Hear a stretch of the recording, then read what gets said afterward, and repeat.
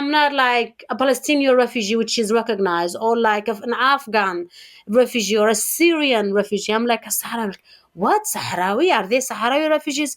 It's even like two categories below the unknown refugee, and that was really, really, really difficult to manage and to navigate.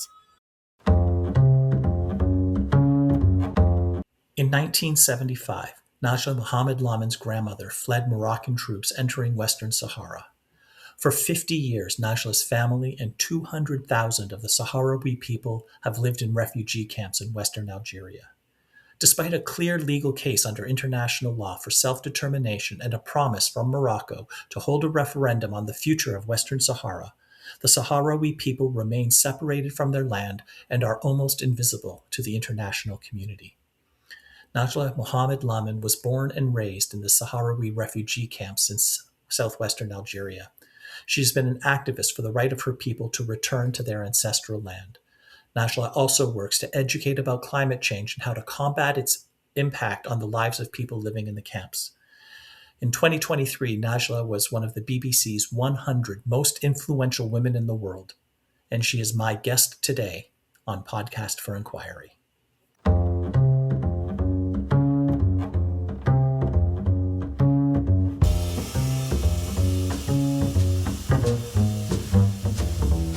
Welcome to the Podcast for Inquiry, brought to you by the Centre for Inquiry Canada, a national educational charity supporting your community for reason, compassion, and secular humanist values. You have answers, we have questions. I'm your host, Leslie Rosenblood, board member and secular chair for CFIC. Welcome.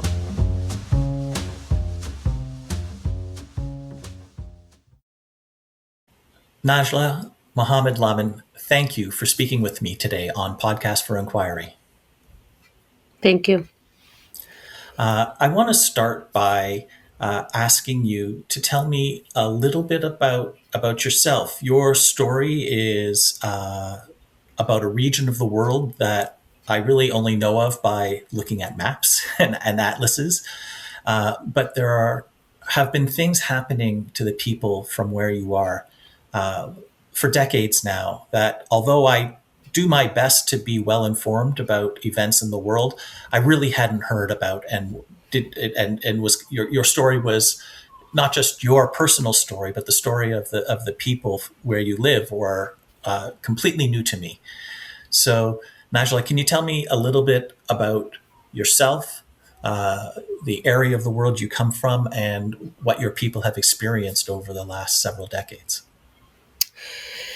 My name is Najla Mohamed-Lamin. I am a Sahrawi woman.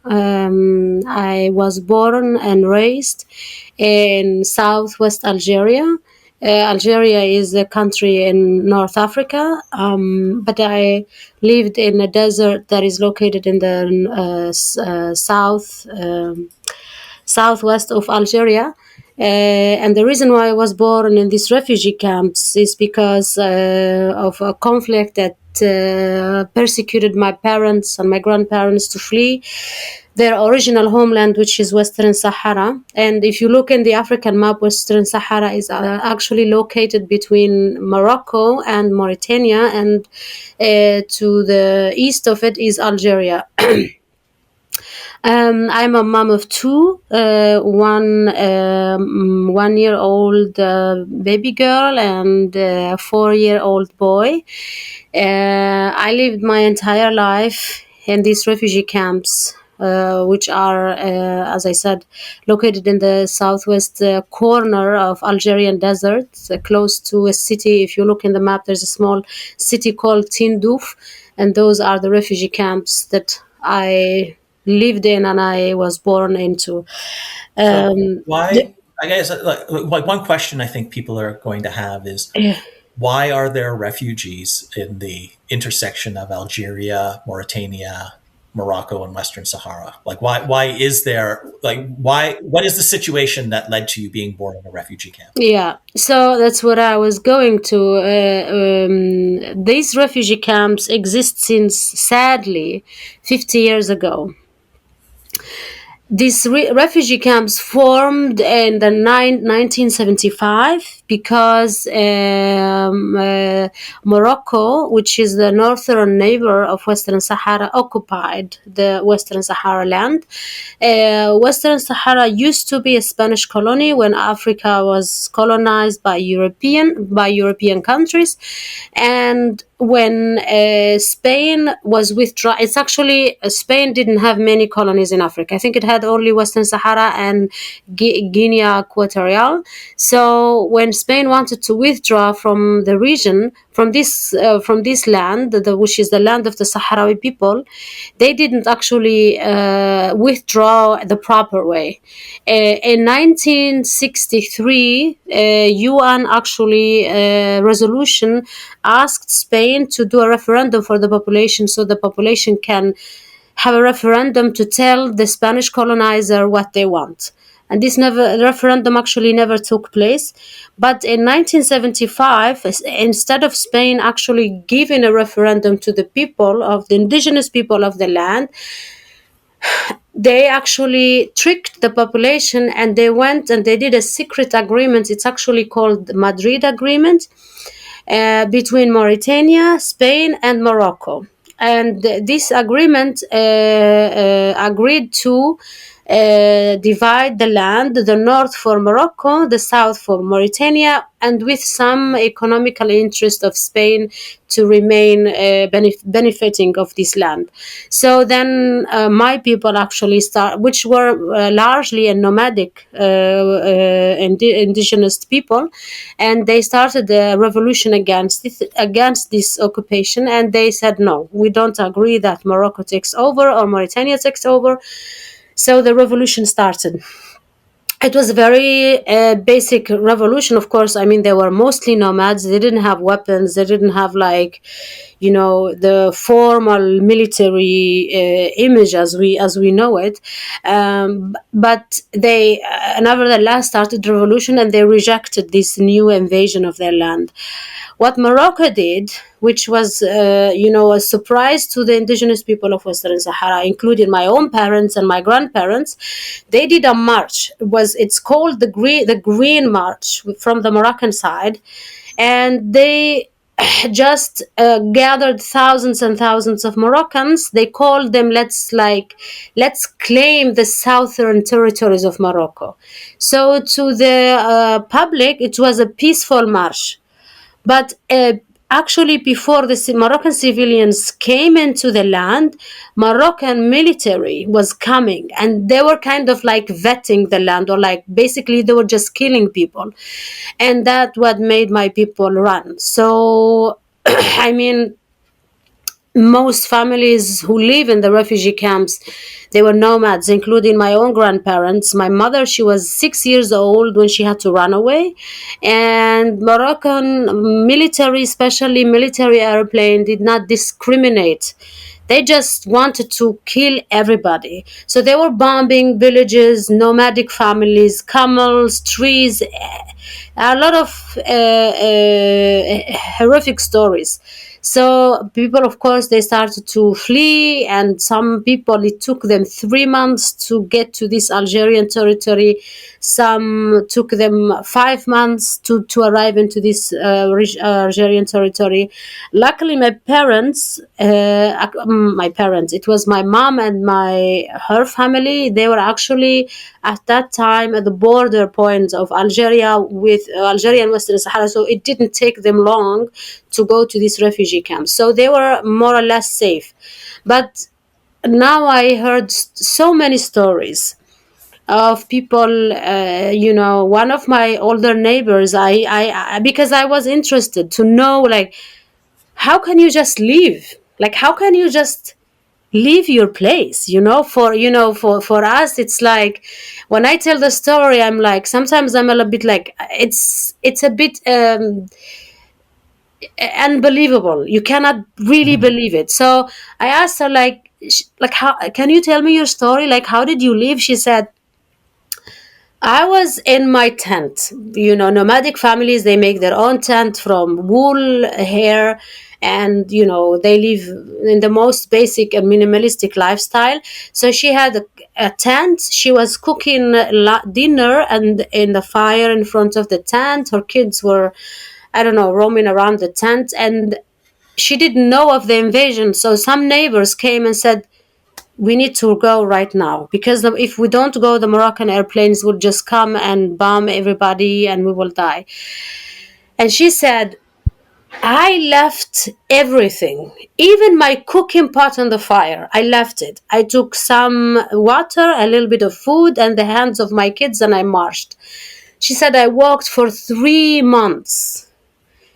And until she reached the refugee camps. And I will never forget the look she had in her eyes when she said, and I lost two of my daughters simply because of hunger and sickness. And she arrived in these refugee camps. And then now I heard this story. And then in 2023, when I was watching the horror from Gaza, I was like, my God, like when the people were fleeing from the north to the south, I was like, this actually can happen. Like in seconds, you have to evacuate and go. I mean, it was so similar, the stories I heard from my family to the stories I saw from in Gaza when people were forced to evacuate the north to the south. And that's basically the story of every family in the Sahrawi refugee camps in Tindouf. There are 5 big refugee camps: Smara, Boujdour, Dakhla, Layoun, and Auserd. And there is an estimate number of around 200,000 refugees in this area. And we live there since 1975. We depend 100% on humanitarian aid. And I mean, without humanitarian aid, I don't think anybody can survive, because we don't have agriculture, we don't have natural resources. I mean, we are basically in the, I don't know if you heard the term Hamada. Hamada is like a term for a type of desert that is really unlivable, because it's very difficult to plant trees and it's very hot. And of course, now with climate change, it's getting even way more and more difficult to survive there. I was just saying to my colleagues a few days ago that I'm not sure for the next 10 or 15 years if we will be able actually to survive there, because of how hot it is. I'm talking about 59, 60, 64 degrees in July. And Give you an that's in idea. centigrade. Yes. I mean, that's okay. I mean, And that's in Celsius, not in Fahrenheit. right. I mean, Yes. I don't. Yeah, I don't think that. I'm not sure exactly what the threshold is that the human It's body if can't you if survive, do but you ever it's bake? way below that. Do you ever bake or like Yes, use the oven? of course. So actually, the air outside is exactly like when you go into the oven trying to grab something. You know, that air that touches. That's the only thing I can find to describe how hot it is. So okay, Yeah. wow. Yeah, that's clearly not survivable without, I guess, air conditioning or some form of We have some air vent. conditioning, but there is only it functions somehow well until midday, noon, like midday or 1, and it starts to, because it basically collapses. Right. It's very, very, very, very unbelievable. It's I will never be able to put it in words, how to be able to experience, especially July and August in this area.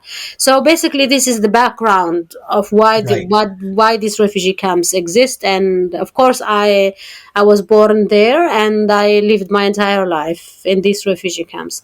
Of course, nobody in these refugee camps ever thought it would be 50 years. I mean, my family, everybody thought it would be maybe 1 year, maybe 2 years maximum, but definitely not 50 years. And that's what I want to ask about next, and that is, like, what are like, what are the options for people like you and for the 200,000 other people living in the refugee camps? Like, you spoke of the land of your people. I mean, your mother presumably hasn't seen that land since she was a child. I don't know if you ever have, or any I of have never have. No. your contemporaries. Um, are you hoping to come back to the land of your grandparents and your ancestors before that? Are you looking to become a citizen, or at least a legal resident of Algeria or Morocco or Mauritania? I mean, So Western Sahara is sort of semi-autonomous. It's recognized as an independent entity by some countries, but not by others.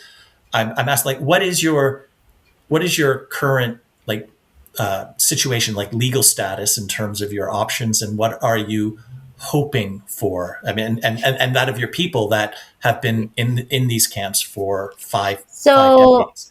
So, since this war started, I mean, of course, obviously, all I want is to go back to this land. And Mhm. everybody in these refugee camps want is to go back to their homeland. And if I tell you, like, how much, of course, I have never been there, but my grandparents, they were so keen and they did such a great job on making me live this relationship to the land, even though I have never been physically there. Like, I grew up in a house, I grew up in a tent, because at the time when I was a child, there were no houses, there were only tents, Mhm. in a place with people who everything they talked about was their homeland. And you have to realize that these people, they have a complete different relationship concept to the land than the one we know of today. For example, these Sahrawi people, they don't believe in the ownership of a property. They believe that you own the entire land and you are free to move anywhere in the land without any permission, without any, control, because it's your land.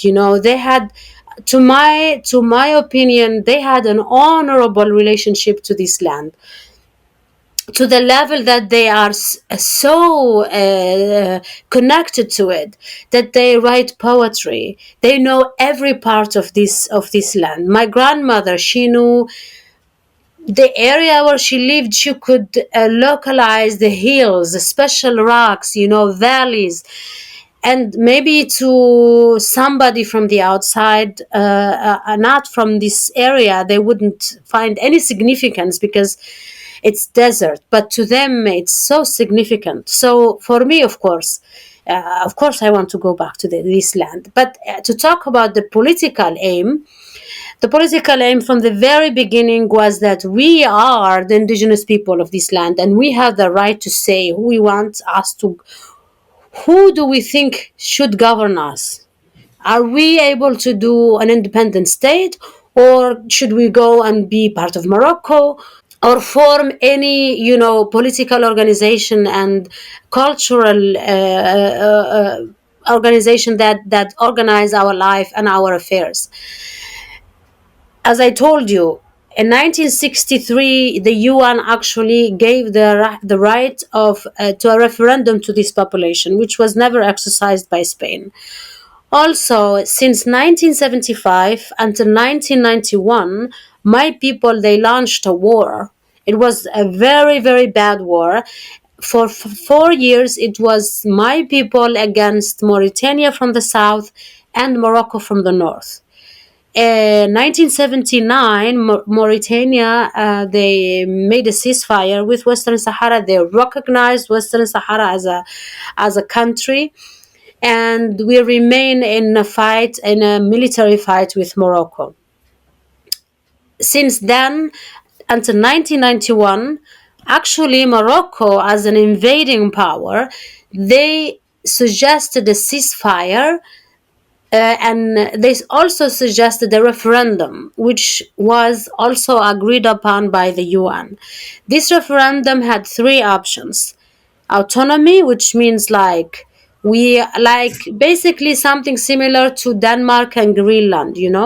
You have some independence, but you have also some interdependence from Morocco, Right. or full integration in Morocco, or independence, so that we are a state recognized in our own territory and, not occupied.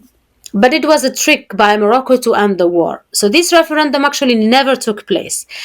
I Oh, remember in 1994, I was going with my mom to the UN office in the refugee camps that was supposed to do the registration to this referendum. So we actually registered, and now we have a document which was given to us by the UN that my parents are legitimate to vote in this referendum. But since the ceasefire, the only thing Morocco is doing is preventing this referendum. So they use this to end the war, but they never actually made it happen. So to go back to your main question, which is what do we want? All we want is this referendum. I mean, we can say we want full independence. Of course, our country, we claimed our country as a state in 1975, and it's called the Sahrawi Republic, and we have around 83 countries recognize us as a state. We are a founding members of the African Union also.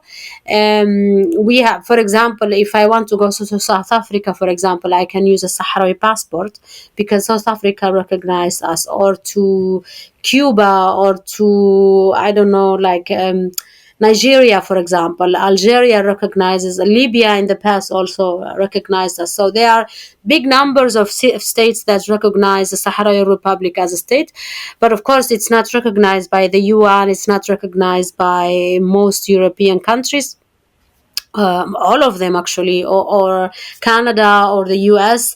So all that we want is that this fundamental right that we have, and also was granted to us by the international community, is that we hold this referendum and we get to say what we want, and not get anybody tell us what is best for us, in terms of political organization or political representation. Unfortunately, this referendum can never take place until now. And of course, we live as refugees in the refugee camps. There's now a lot of Sahrawis in the diaspora. You have to also realize that not everybody left the Western Sahara region, because when this Green March came, or we call it the Black March, when they came in, not everybody was able to flee. So actually, Morocco now keeps 80% of the land, and there is a big Sahrawi population that is under the Moroccan occupation. I mean, I think every family in the refugee camps have half of their members in the refugee camps and half of their members in the occupied territories. You have all sorts of family division, like you find sometimes the parent in the occupied territories under Moroccan occupation and the kids in the refugee camps. Sometimes you find the husband in one territory and the wife in the refugee camps with some children. And sometimes you find the whole family in the camps and only one child who happened to be with his grandparents when the Moroccan invasion came, and they couldn't go with their parents. So all sorts of family division exists.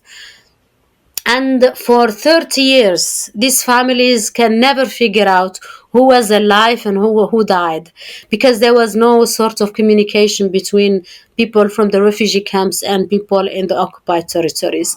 So you have Sahrawis either in the occupied territories of Western Sahara, which is what Morocco claims the southern territories. I mean, if you look in the map, it's like Laayoune, Dakhla, Smara, many. It's like basically in the coast. And then you have Sahrawis in the refugee camps. And then you also have thousands and thousands of Sahrawis who are in the diaspora, for example, in Spain, in France, in Mauritania, a little bit in Germany. But the majority either in the refugee camps or in the occupied territories. And our aim is that we are granted these rights, and this is all what we're doing, is that we don't want, because of course Morocco just now, I don't know if you had did a little bit of research, they just say the only realistic and sustainable solution is autonomy. But it's them, they are saying this, not us. We are not the ones who are saying this. So we say international law is actually, when you look at Western Sahara case in the international law, it's one of the most simple and clear legal situations, because it's not as complicated like Palestine or like other territories around the world who have dispute. It's actually one of the most easy ones. But of course, Morocco is backed by the US. It's backed by most European countries, of course, because of economical interest and geopolitics, and that's why we were never able to exercise this referendum. If you ask any Sahrawi around the world, all they want is that they want to go back to their beautiful homeland. I want to go back, and I want to live there, and I want to, establish a life, a normal life, because the only life I knew for many years is a life in a refugee camp. And the status, my legal status, you asked, what is our legal status? It's a legal status, is a refugee, which is a status I will never wish for anyone, because it's, you're basically um, like, somehow you are like an abandoned child, the status of an abandoned child who doesn't know, they don't have a home, they don't have a parents. Just to give you like a sense of the feeling, of course it's not like this, but from a legal perspective, from like a legal status, this is what a refugee sound feels like, because you have a land, but you are kicked out of this land. And of course, without a land, how do you have a legal status, and of course in Algeria, our aim was never to go to Algeria and be citizens in Algeria, because we are not Algerians, we are not Mauritanians, we are not Spanish, we are not Moroccans, we are Sahrawis, and we have a land, and we have a heritage, and we have history, and we have an identity, and we have a land. But that land has been taken away from us because of, as we say, not because of the blackness or the beauty of our eyes, but because of what lies beneath our land in terms And of natural resources. so the Western Sahara has a wealth of natural resources. Is there a lot of mining there, or Yes, what are the resources that make it desirable for Morocco to I hold on think to? it's very. I think by now everybody would always conclude that if there is a dispute over a land, that area is rich. So, or it has like a geopolitical significance that we Right. know. It has. It's the second biggest phosphate resort in the world. It has a lot of like even undiscovered gold and minings. It's one of the richest North African countries, of one of the best fish qualities around the world. It is a flourishing territory for green energy because of wind and sand. It has one of the wind and solar energy. It Hmm. has one of the most beautiful beaches you can think. I mean, you can just Google Dakhla, for example, and it's stunning. It looks like Hawaii, and it has a very significant like geographic location also. Um, so it's very, very, very valuable for Morocco to have this territory, and also it's very valuable for the Moroccan allies. It's worth mentioning actually to know that Morocco normalized its relation to Israel For one, in the Abraham Accord, I don't know if you heard, but Morocco was one of the first Arabic countries that actually normalized relation with Israel, in terms that U.S. in the first presidential term of Trump, that he recognizes the sovereignty of Morocco over Western Sahara. And that's what he did, unfortunately. Of course, it's not recognized by the international law or by the UN, but Trump did it. He recognized the sovereignty of Morocco over Western Sahara in exchange for Morocco normalizing relations with Israel.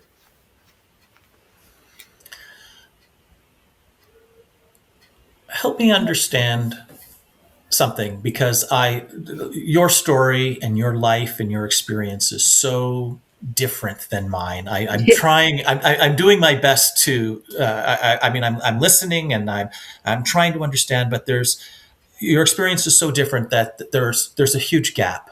So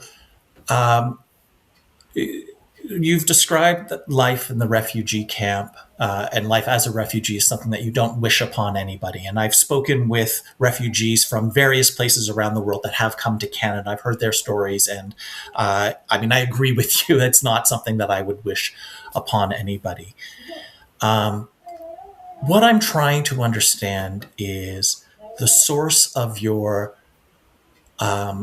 love and devotion for a land that you have never seen. And I can understand a desire to go back and a desire to be in the place that your grandparents lived, that your mother saw as a child, and that your previous ancestors roamed. So it's not that that desire is foreign to me, but that is the for it is so important to you that you're living in a refugee camp, and that more than joining the diaspora anywhere else, more than trying to become a citizen of Algeria or Mauritania or even Morocco, and still pushing for the referendum, like not giving up, but trying to improve your life and the life of your children and your community, given like I don't want to dismiss the injustice that you and your people have experienced, but what I am trying to understand is how that becomes essentially the defining characteristic above all others. And if you can help me understand that, I would appreciate it, because that's something that I'm missing at this point. Well, I think so. When we became, for me, for example, I didn't have a choice. I was born into this. My But are grand you? maybe my grandparents maybe my grandparents somehow had a choice, but I didn't have a to begin with. I didn't have a choice. I was born into this reality. I was born into the title of being a refugee, right? So, and then I grew up as a refugee. But I grew up as a refugee, not a refugee that is trying to seek, to go somewhere, to immigrate, to go to Canada. I mean, actually, I studied in the US for different reasons, which I might not be able to explain here. But I still went back to the refugee camps, because I feel like our fight, first of all, it's it's a horrible injustice that your land in a blunt sight just is robbed from you. So I think a natural reaction is that you resist. And this is, for us, it's like, to me, for what I justify it for myself, because I also question myself, Mhm. like, is it worth it? Is it not worth it? What should I do? I feel like it's a human reaction to resist injustice, and this injustice occurred to my mom, to my grandparents, to my whole community, and we are united to claim our rights back. Because giving in can be an easy exit, but we don't see a value in this easy exit. Also, imagine if everybody around, imagine if the US now goes to Canada and takes over Canada, and like they define your life, they define the rules. Would you just cross your hand and say, okay, let's just leave it?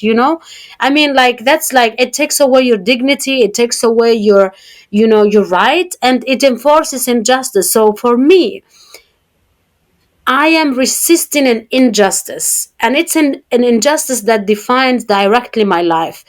And I think nobody should accept injustice. I mean, I myself, not everybody in the camps have the choices I have, but I still go back, and because I choose this.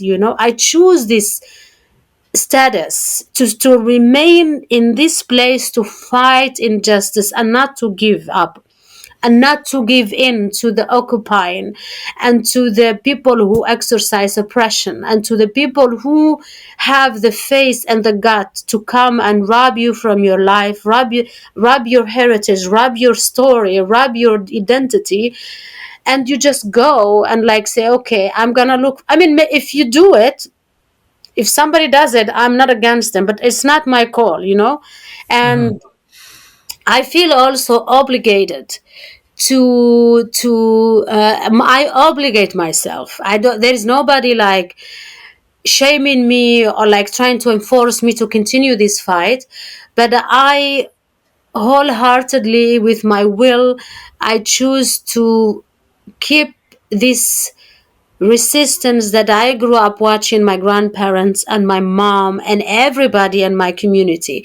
And when you look into the refugee camps, when you are in the refugee camps, you see a different definition of life. It's not the materialistic one that you might be able to count or to measure, when you, from like a Western perspective or from the global North perspective, and you see something else, and people are committed to this. I mean, my grandparents, they had no idea that they will be dying in these refugee camps, but they did, unfortunately. Mhm. And they say, we are never gonna take something that is not our right to self-determination. And this is think about this, it's one of the most basic human rights. It's so basic. Why is the international community, why is Morocco preventing this community from exercising a very, very basic but crucial human right? Which is, I mean, everybody's saying, oh, it's so complicated to solve this. I'm like, it's not complicated. Just do a referendum. Ask the people what they want. Of course, Morocco is very sure about the will of the Sahrawi people. Therefore, they will never accept a referendum because they know that the Sahrawi people will vote for a full independence. But we also know that we would never accept a solution that is imposed by Trump or by some European countries or Canada or whatever. No matter how this realistic solution looks for them, but it's not realistic for us and it's not sustainable for us. So for me, it's a no-brainer. I don't need to convince myself logically to keep this fight, and because it's a very, very human and natural thing to do, to fight against injustice, especially when the victims of this injustice are yourself and your people. And I think it's extraordinary that we are able to continue for 50 years, given the fact about our circumstances. I think it's a very normal question because I get it a lot from friends and colleagues. Um, why don't you just leave the camps? But our aim was never that we go somewhere else. When we Mhm. were persecuted out of our land, when my people started the revolution against the Moroccan invasion, their aim was always clear: is that this land is ours, and we belong here, and this is our ancestral land, so we are not giving it up, and we will do everything in our power to get this referendum or to end this, which looks very.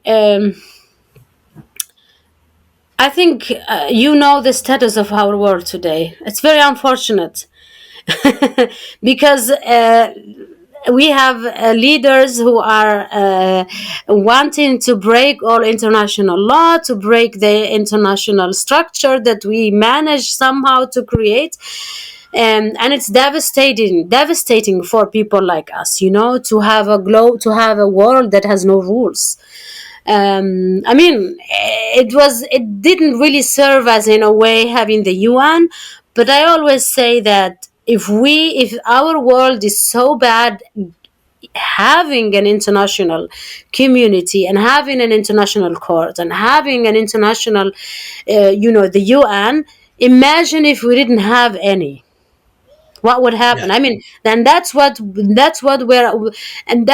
where our world is going. I wrote an article a few months ago. I can send it to you, and I think it's very important for people around the world to hear other injustice like this, because though somehow I feel like the world as we know it is crumbling, and it can be anybody. It can be anybody. And that's one of the main reasons why we should never accept injustice, especially such big injustice. If we are okay with people being robbed from their homeland, they are being persecuted and kicked out of their houses and kicked out of their, before you know it could be you, it could be anybody, Of course. and Yeah. I think the status of our world today has never been more clear and proven of this, that it only takes a crazy man who wants to do stuff like this. Unfortunately. Now, your story, your personal story, is very different than I think most. You've had opportunities despite being born and growing up in the refugee camp in Western Algeria. You mentioned that you've were educated in the United States. Your English is excellent, which is not the most common language of the region.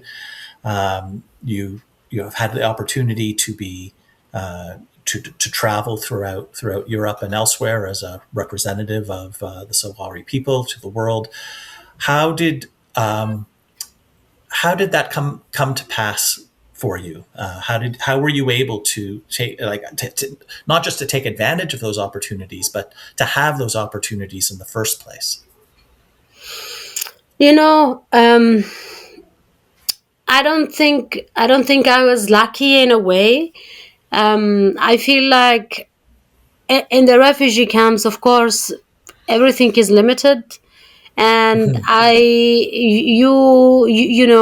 what defines our youth and our childhood is nothing similar to what defined childhood and youth in outside of the camps, because in terms of I mean, before I left the camps, I thought the whole world was a desert when I was a child, because I didn't see other versions of land or of cities, So that's how limited our access to what was the outside world. I thought everybody lived in tents, actually. Um, until I left the camps when I was 9 years old, 8 years old. There is a Spanish association which helps children travel in August and July outside the camps to go to Spain.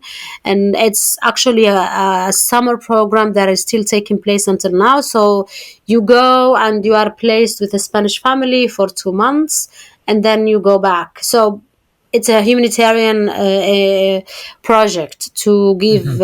Sahrawi children who live in the refugee camps some alternatives to living hell in the camps. So I went there, and I took this vacation. So that's why I started to see, okay, the whole world is not a refugee camp. There is actually cities, and there's sea, and it was very shocking, actually, in a way. So, but to answer your question, I had a very different path in terms of my education. When in the refugee camps, actually, education is so crucial.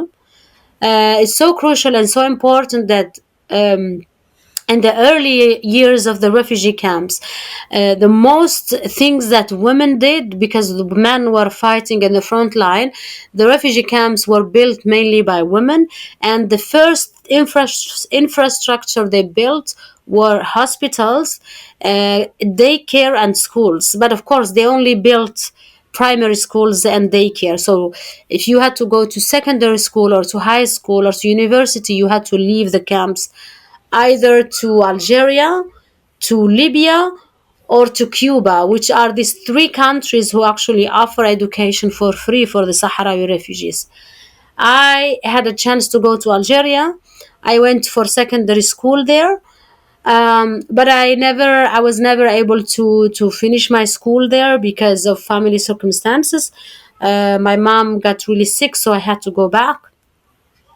And then the reason why I spoke English is because in 2004 there is an American NGO called Not Forgotten International, who arrived into the refugee camps, and they built an English school there, and that's where I learned all my English. I studied there for 7 years, just learning English. And I think this was my luck. It was that I was one of the very few and first young women who were able to master English in the refugee camps.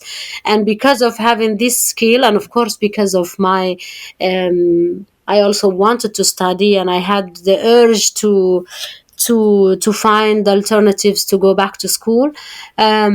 I managed to find a school in the US, and I applied there. I mean, I say it so easily, but it's not easy. It took me 3 years from finding a school to getting everything together to get into the US to go to school. It's nothing like what you know of a university application. I was not the typical student. I didn't have the typical profile. I didn't just sit, I didn't even know that you can apply for a university yourself. So, because it's out of my scope of knowledge and access to, education in that form, as you know it in Canada or in the US. It took a lot of people. It took a lot of effort from my end, to make my path a reality to higher education in the US. And I managed to go there. And for me, actually, if you told me like few years before going to the US that I will be able to study at university in the US, I would have told you. It's like, for me, it was like if somebody told me now you're going to the moon next month. That's just how Right. difficult. And Right. I tell you now, looking back, the hardest part of it was my status as a refugee, because universities don't know where to categorize me, embassies don't know where to categorize me. Even airlines, when I bring my documents, they're like, okay, nothing in my category, nothing in my profile is recognizable. So you have to take all of these loopholes and all of these other forms to kind of like make yourself legally recognized, in if I can put Right. it that way. None of the standard structures apply to you. It's like you're a No, special case. nothing. You're a No, unique none. case. Yeah. None. And I'm not like a Palestinian refugee, which is recognized, or like an Afghan refugee or a Syrian refugee. I'm like a Sahrawi. What? Sahrawi? Are they Sahrawi refugees? It's even like two categories below the unknown refugee. and that was really, really, really difficult to manage and to navigate, to be able to just go to university. So that's just one example of how, well, like, when you are a refugee, everything is triple more complicated and more difficult to manage and to navigate.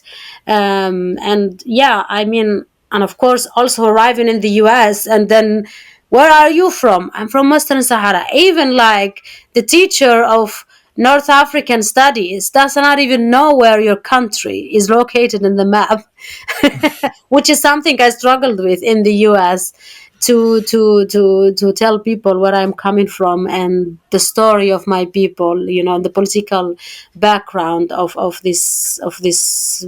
my people, the Sahrawis.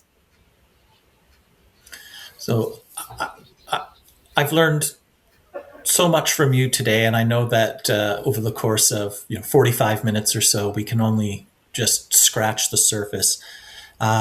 If people want to learn more, if they want to help out and contribute, what can the listeners of Podcast for Inquiry do to inform themselves and maybe even make a difference? I mean, I don't think there's a lot of material accessible in English. If the listeners only can reach in, there's a lot of material in Spanish. There's a lot of relatively moderate amount of information about Western Sahara in English, which I can send you. Maybe you can put it as links in the Yeah, I'll, under I'll the. include these links in the show notes. Yes. For example, if people are interested to know more about these refugee camps, there are several documentaries about the refugee camps which they can watch. For example, if there is a somebody interested in marathon runners, as a runner, there is like an international marathon that is taking place in these refugee camps every year. People can check it out. I can also give you the link. If people are interested in cinema, there is an international festival also taking place in the Sahrawi refugee camps, which I can also give you the link. There are several. There is one website also in social media. It's called Sahrawi Voice, and it's in English, and it gives very good contact. There are several singers if people are interested in music. There is Mariam Hassan, there is Aziza Ibrahim, also two females who become like internationally known from the refugee camps. There are several materials which I can send you that you can link to for people to get to know more about the conflict. They can also go to the UN website and search for Western Sahara legal status. If people, for example, if some of the listeners are students, we have a lot of students coming to the refugee camps doing like their master's degrees or their bachelor degrees or even PhD in Western Sahara if they're studying diplomacy or international relations or international development or politics. There are many ways that you can get involved, but there are also many ways that you can educate yourself more. You can either get interested if you want to with women. There are like multiple ways you can get involved, or with children, or with youth, or when it comes to human rights. I will send you everything, and then you can link all of that in the description of this podcast. And then people can reach out to me. Also, you can put my email if they want something in concrete. You can also give them my. I can also give my personal contact because I will be interested in helping people know more about this my people, and the legal and political situation. And my understanding is that you're planning to come to Canada later this year. Is that right? Yes, in September, yes. Okay. I have some So speaking engagement in September in Canada. which is I'm very much looking forward to it. If the world is still as it is by next September, I don't know. I mean, I don't know about Canada, but for us in North Africa, we are a bit anxious about this Yeah. whole crazy roller coaster of political changes that are taking place. Hopefully, we will be able to. I will be able to come to Canada in September, and um, There's a fair amount of anxiety in Canada too, although it's I mean, I we're a think you small should be the amount most compared to what anxious. you're experiencing. I think you should be the most anxious in Canada because you're just right in the border. But I think Canada.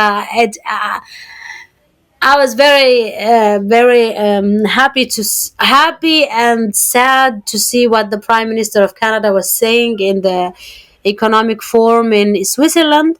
I mean, Hmm. to be honest, this is what we were always saying in my country, in my for my people, because we always thought, the international world, the international law is somehow like a joke, because how can you have international law and have like international court of justice say something, and then you have all of these European countries and the US and Canada and Australia trying to ban this international law. It's a law, it's an international law that they created and they put in place, but they also bend and change when it's in their own interest.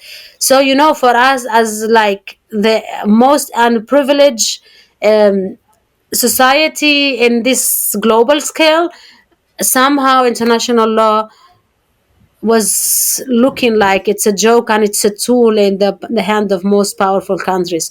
So it was kind of like reassuring to see the Prime Minister of Canada say this in public in front of all the world leaders, just Hmm. blankly like that. And also, it's heartbreaking as well, to be honest.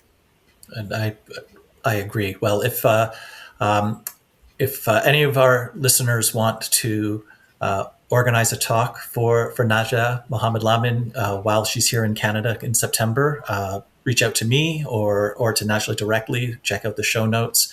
I hope to have the opportunity to meet you in person when you are here. Me This has too. been a wonderful experience meeting you and getting to speak with you. Thank you so much for being generous with your time. Are there any last thoughts you'd like to share with the podcast for inquiry community? Yes, I just want to share that my people, the story of my people extends beyond just politics, and extends beyond just a territorial conflict. It's a very, very joyful community, very generous.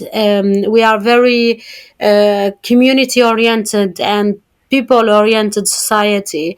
I mean, when you go to the refugee camps, despite all the reality, despite all the conditions, you find some of the most happy people you can meet and some of the most generous people you can ever imagine.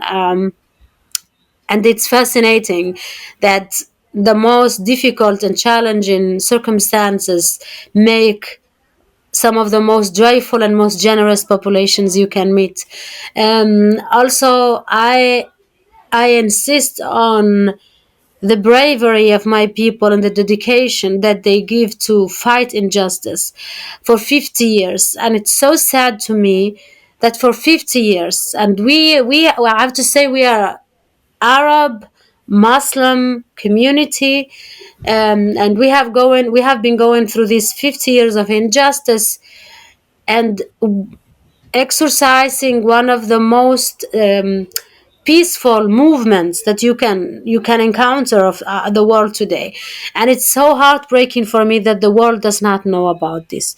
It's so heartbreaking for me that people know about violence and about movements that choose violence, which in many cases I think it's legitimate. But the international media, they don't pay attention and they do not centralize population like the Sahrawi people that open their hearts and open their arms for peace and for diplomacy and for political negotiation. And because 50 years of life in a refugee camp is very pricey. I mean, it's my entire life, the entire life of my mom. And Yes.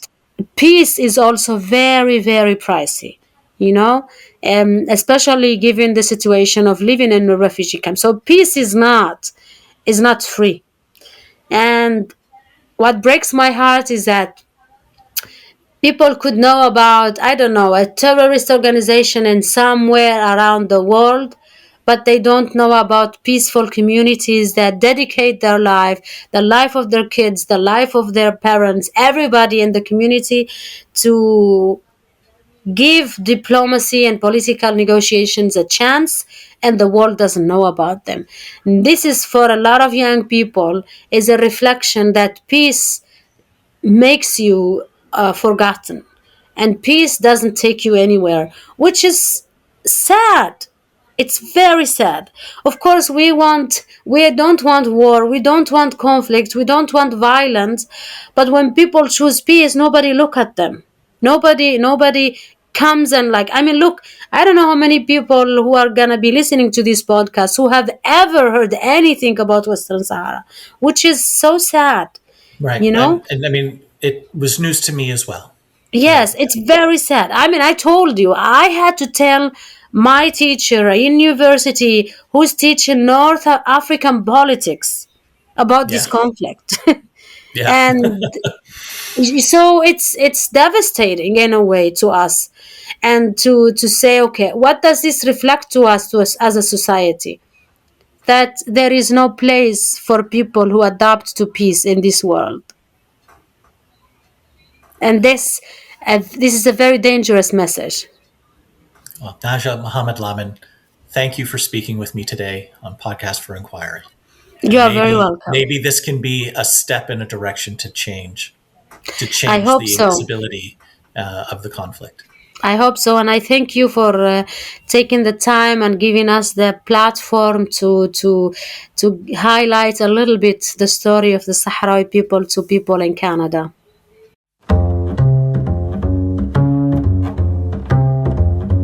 If you enjoyed today's podcast, please consider giving us a 5-star review and showing your support at patreon.com/podcastforinquiry. Email us podcast@centerforinquiry.ca. We'd love to hear your perspective. The Podcast for Inquiry is brought to you by the Centre for Inquiry Canada. We are a national educational charity supporting reason, compassion, and secular values. Help us support rational discourse and evidence-based decision-making by becoming a member at centerforinquiry.ca/join. CFIC is on the web, on Facebook, and you can follow us on Blue Sky at CFI Canada. Podcast for Inquiry is produced and edited by Zach Dumont and Martin Zielinski. Music by Anthony Lazaro. I'm your host, Leslie Rosenblatt. See you next time.